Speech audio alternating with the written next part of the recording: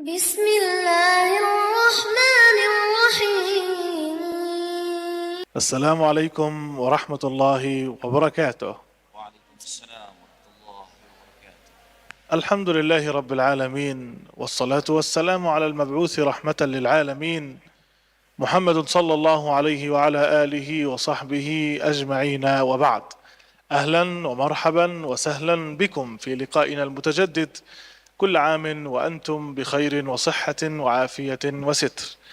أيها الأحباب الكرام، اليوم بإذن الله تعالى محاضرتنا الرابعة على التوالي بفضل الله تعالى، نتناول فيها أنواع الحديث من حيث الصحة والضعف.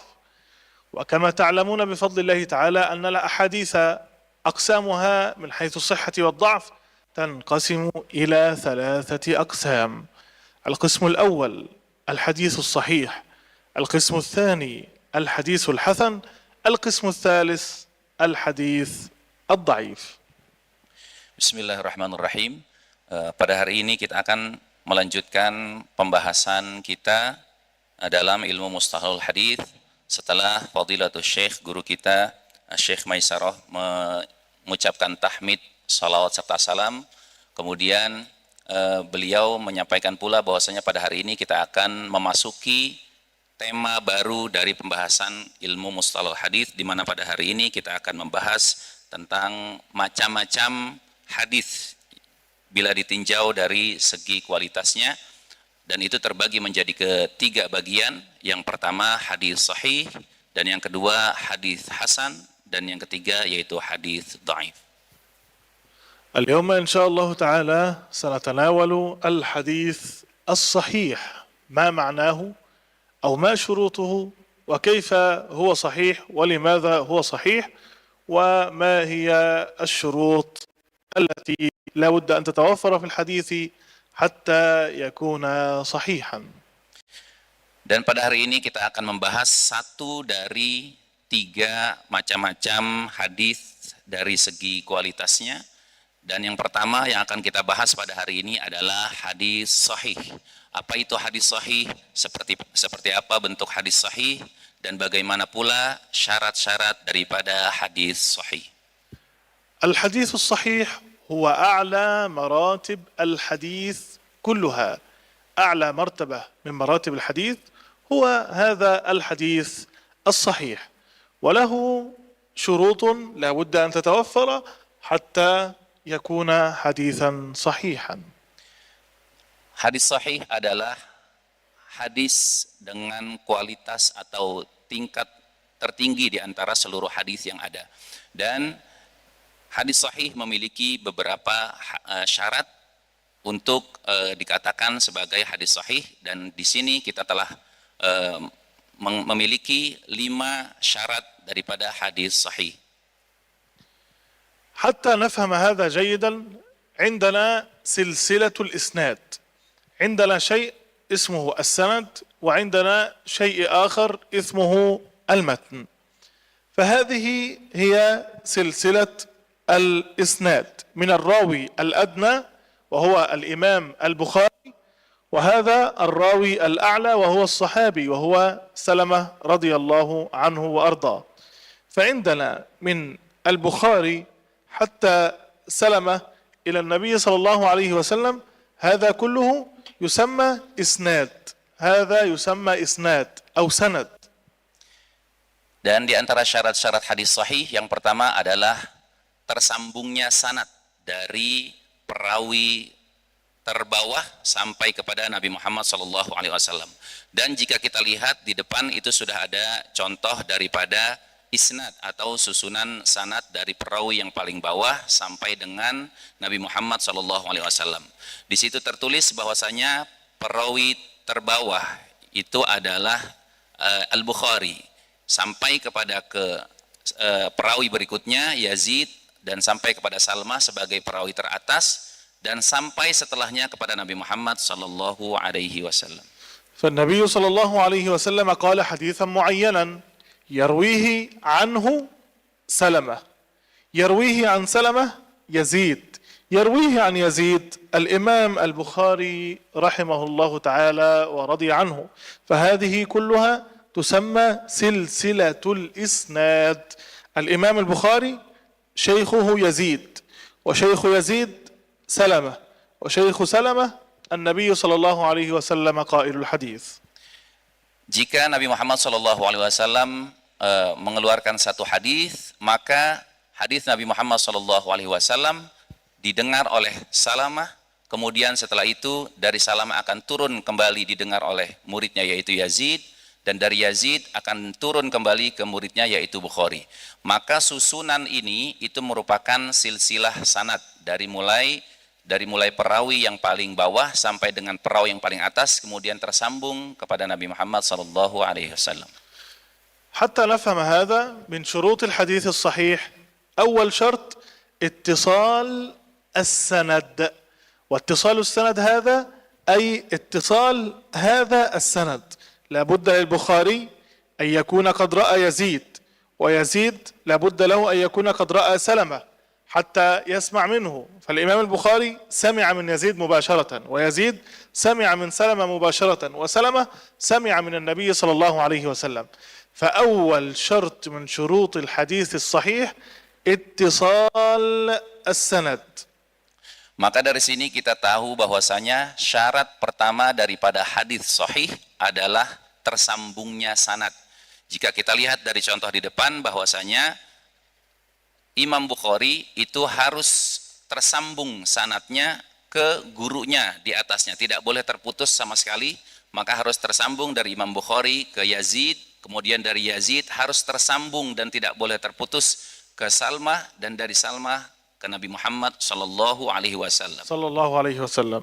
فلا بد أن يكون متصلا، لكن إذا روى مثلا يزيد هذا مباشرة عن النبي صلى الله عليه وسلم مباشرة، ولم يذكر سلمة هنا، وهذا سلمة لا يكون موجودا، نقول أن هذا الحديث ليس متصل السند. لماذا؟ لأن يزيد هذا لم يرى النبي صلى الله عليه وسلم، بل يزيد رأى سلمة، فإذا قال يزيد قال رسول الله فهذا لا يسمى حديثا متصلا لأنه أسقط راو.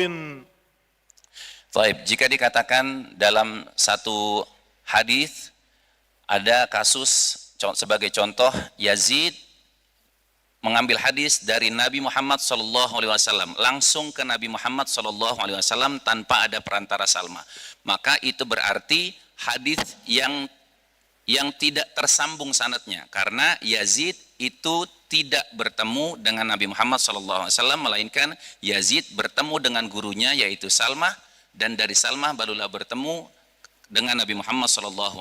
Maka hadis tersebut jika dikatakan Yazid mendapatkan hadis langsung dari Nabi Muhammad SAW, maka ia tidak memenuhi syarat pertama daripada syarat hadis sahih, yaitu tersambungnya sanad. فلا بد أن يكون كل راو سمع من شيخه مباشرة حتى يروي عنه، فلا يقول الإمام البخاري عن سلمة ولا يزيد عن النبي صلى الله عليه وسلم، بل البخاري عن يزيد، ويزيد عن سلمة، وسلمة عن النبي صلى الله عليه وسلم. Sehingga dapat disimpulkan bahwa setiap perawi itu harus mendapatkan hadisnya dari gurunya yang bertemu langsung dengannya di atasnya. Maka tidak dikatakan Bukhari dari Salmah, melainkan Bukhari dari Yazid, Yazid dari Salamah, dan Salamah dari Nabi Muhammad sallallahu alaihi wasallam. sallallahu alaihi wasallam. هذا هو الشرط الأول. Ini adalah syarat pertama daripada syarat hadis sahih. الشرط الثاني عدالة الرواة، ولا بد أن تحفظوا الخمسة هذه جيدا، لا بد أن تحفظوا الخمس شروط. الشرط الأول اتصال السند، الشرط الثاني عدالة الرواة. ما معنى عدالة الرواة؟ عدالة الرواة أن يكون الراوي عدلا. ما معنى الراوي عدلا؟ الراوي عدل أي لا يرتكب الكبائر، لا يترك الصلاة مثلا، لا يترك الصوم مثلا، لا يزني مثلا، لا يسرق مثلا، لا يكذب مثلا، لا يرتكب الكبائر، ولا يصر على الصغائر، الهمز واللمز، وأن يمشي بين الناس بأفعال لا تليق، إذن لا يصر أي لا يداوم، لا يفعل الصغائر كثيرا كثيرا كثيرا. ترجمة. Dan syarat daripada hadis sahih yang kedua adalah ruwat atau perawi yang merawikan hadis itu harus orang yang adil. Adil dalam arti apa? Adil dalam artian dia la yartakibul kabair, dia tidak melakukan dosa-dosa besar, tidak meninggalkan sholat, tidak berzina dan dosa-dosa besar yang lainnya. Maka ketika ada perawi yang melakukan dosa besar, maka itu telah masuk ke dalam kategori yang tidak termasuk ke dalam syarat hadis sahih. Dalam syarat yang kedua yaitu perawi yang adil. Dan juga perawi yang adil tidak akan melakukan dosa-dosa kecil secara kontinu atau berkelanjutan. Kita sebagai manusia tentunya ada salah dan dosa, akan tetapi bagi perawi itu memiliki syarat tertentu, yaitu tidak melakukan dosa-dosa kecil secara terus-menerus. Dan juga perawi disyaratkan agar tidak melakukan hal-hal yang tidak layak, hal-hal yang menurunkan wibawanya, hal-hal yang menjatuhkan martabatnya. Maka ketika hal-hal tersebut, dosa besar, dosa kecil, dan hal-hal yang tidak manfaat itu ditinggalkan, maka termasuk ke dalam golongan syarat yang kedua, yaitu perawi yang adil. إذن يرتكب الكبائر ولا يصر على الصغائر ولا يأتي بخوارم المروءة. معنى خوارم المروءة أن يلبس الرجل مثلا سلسلة هنا وهو يمشي، أو يمشي بآيس كريم، الآيس كريم هذا المثلجات، ويلعقه في الشارع بلسانه مثلا، أو يأخذ ساندويتش مثلا ثم يمشي في الشارع فيأكله أمام الناس وأمام العامة. هذا لا يليق، وهذه ليست من المروءة. أو يرتدي مثلا شرطا قصيرا وفلنة بحمالات هكذا تكون وكتفه يظهر وركبته وفخذه يظهر، فهذه تسمى كلها خوارم المروءة. Dan juga di antara hal yang termasuk ke dalam syarat daripada perawi yang adil adalah tidak melakukan hal-hal yang tidak wajar, yang bisa menjatuhkan martabatnya, yang bisa menurunkan harga diri sebagai seorang manusia, sebagai seorang mukmin. Di antaranya adalah seperti ia menggunakan pakaian yang tidak layak, menggunakan pakaian atau baju yang ketiaknya kelihatan misalkan, atau menggunakan celana pendek misalkan, atau mungkin dia makan es krim sambil berjalan-jalan di tempat-tempat umum masalan. Nah, itu semuanya adalah permisalan daripada hal-hal yang termasuk ke dalam golongan kategori menjatuhkan harga dirinya atau menjatuhkan muruahnya sebagai seorang perawi. Dan jika itu termasuk ke dalam golongan perawi, maka ia tidak termasuk ke dalam golongan hadis sahih karena tidak memenuhi syarat kedua, yaitu perawi yang adil. يبقى هكذا أخذنا ستو دوا إيجا ثلاثة تمام ضبط الرواه. ومعنى تمام ضبط الرواه أن يكون الراوي ضابطا أي حافظا لما روى من الأحاديث. لا بد أن يكون حافظا الحديث والمتن حفظا دقيقا جيدا لا غبار عليه فيه. والضبط يعرض على أقرانه من الثقات. إذا أردنا أن نعرف ضبط أحدهم فإننا نرى روايته ونعرضها على رواية الثقات.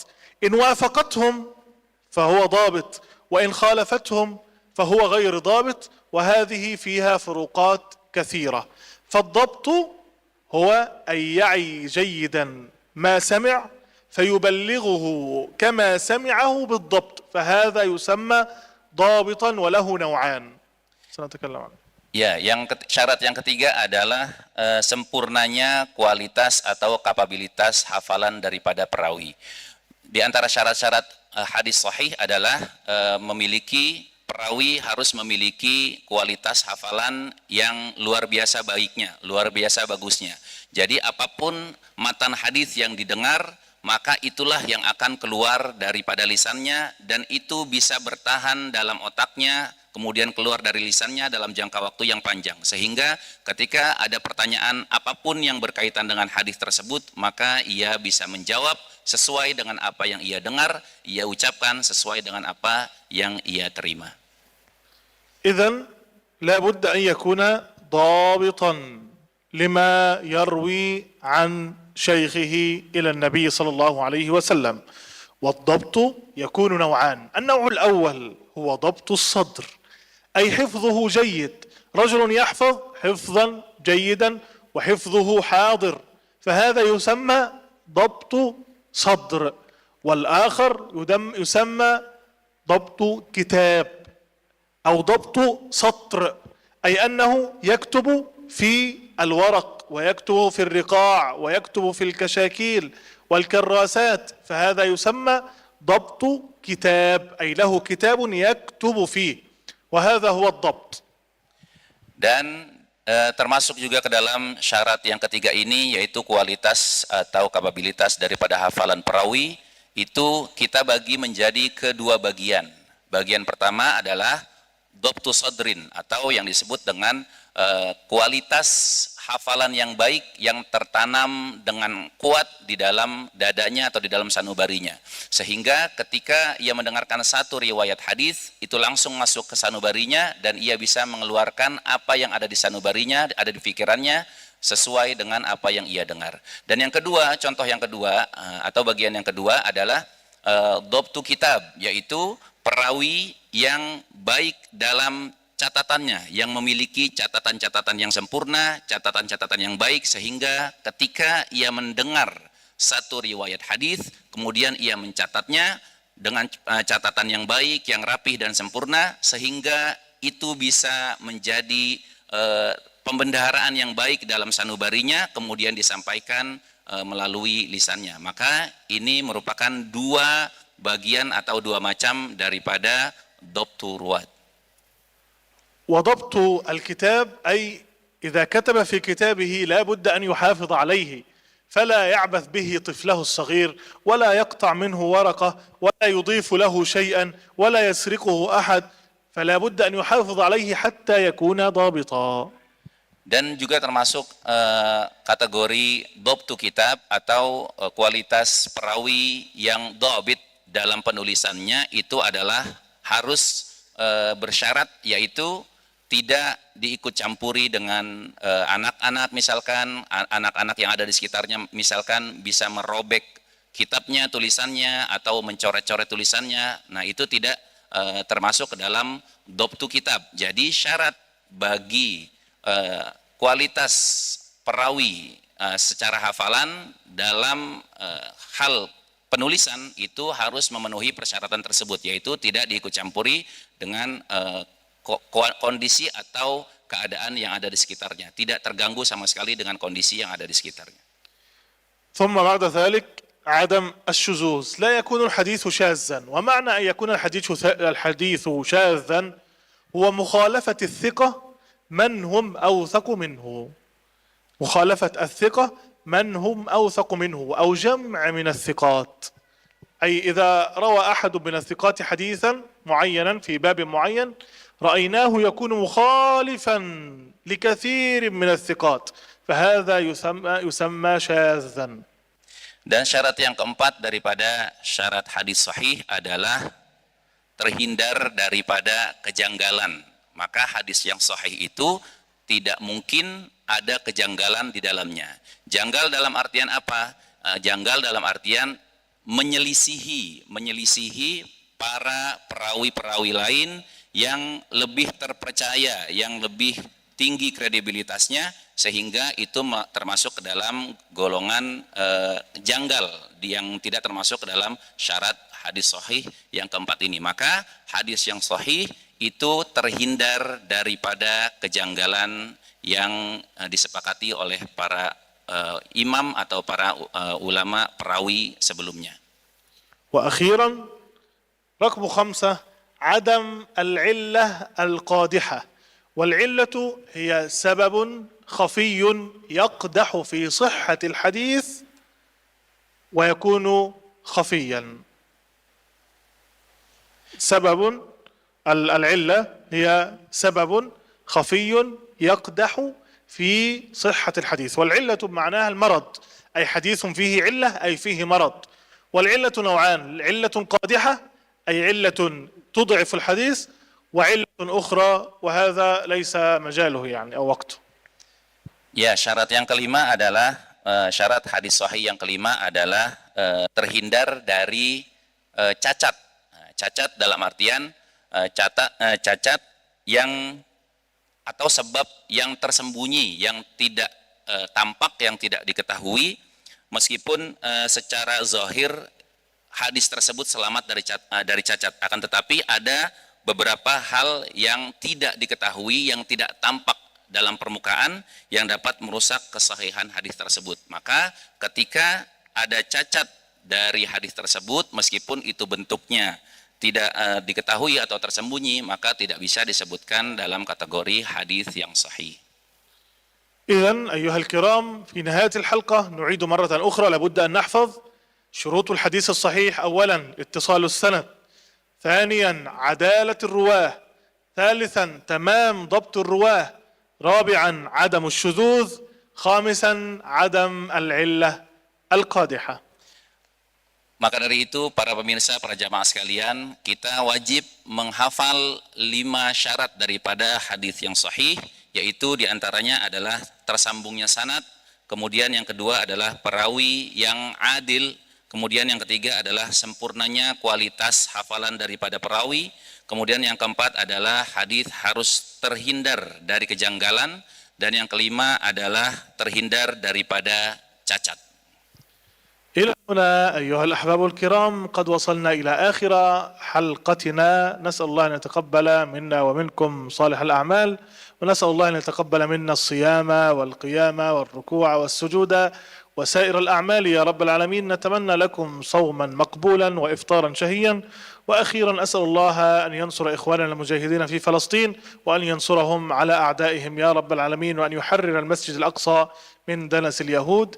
جزاكم الله خيرا لحسن استماعكم، والسلام عليكم ورحمة الله وبركاته.